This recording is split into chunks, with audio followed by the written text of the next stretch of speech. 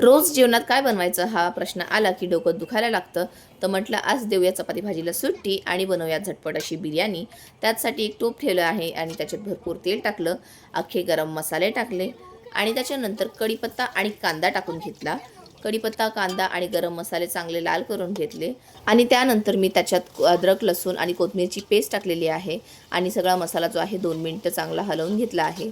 आणि त्याच्यानंतर मी काही घरगुती मसाले टाकले, जसे चिकन बिर्याणी मसाला, लाल तिखट, गरम मसाला, मीठ, हळदी आणि धना पावडर हे सगळं चवीनुसार त्याच्यामध्ये टाकून घेतलेलं आहे. त्यानंतर मी त्यात बारीक टमाटर कापून टाकले आणि व्यवस्थित मिश्रण परतून घेतलं आणि ढाकण टाकून 5 मिनिटावर वाफेवर ठेवलं. आणि सर्वात आधी मी चिकन होतं ते साफ करून धुवून ठेवलं होतं आणि त्याच्यामध्ये भरपूर असं दही, मीठ, थोडंसं लाल तिखट आणि हळदी टाकून त्याला मॅरिनेट करायला ठेवलं होतं. 2 मिनिटानंतर ते सगळं चिकन त्या मसाल्यामध्ये मी टाकलं आणि व्यवस्थित परतून घेतलं. आता या चिकनला मी 10 मिनिटं वाफ करून घेतली. चांगलं ते मसाल्यामध्ये शिजून दिलं 10 मिनिटापर्यंत. 10 मिनिटं चिकन चांगलं शिजून घेतलं आणि त्याच्यानंतर मी टाकायचे होते मला तांदूळ. आणि तांदूळ जे आहेत ते मी रोजचे जे आम्ही यूज करतो राशनचे तेच घेतलेले आहेत, अनपॉलिश्डवाले.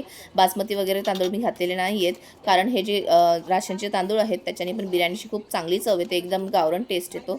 तर तेच तांदूळ मी वापरलेले आहेत आणि तांदूळ टाकून व्यवस्थित मी मसाला परतवून घेतला आणि त्याच्यात अंदाजानुसार गरम पाणी टाकलेलं आहे आणि त्याच्यावर मी कोथिंबीर टाकून एक चांगली उकळी येऊन देणार आहे.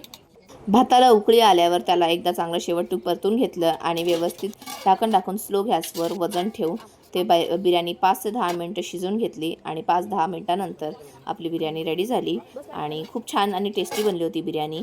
त्यानंतर बिर्याणीवरती कोथिंबीर बारीक चिरून मी टाकून घेतली आणि खाण्यासाठी मी सर्व केली. तर अशी होती ही झटपट बिर्याणी रेसिपी. तर मग या तुम्ही पण जेवायला आणि भेटूया पुन्हा नवीन व्हिडिओमध्ये. तोपर्यंत बाय आणि व्हिडिओला लाईक करून जा.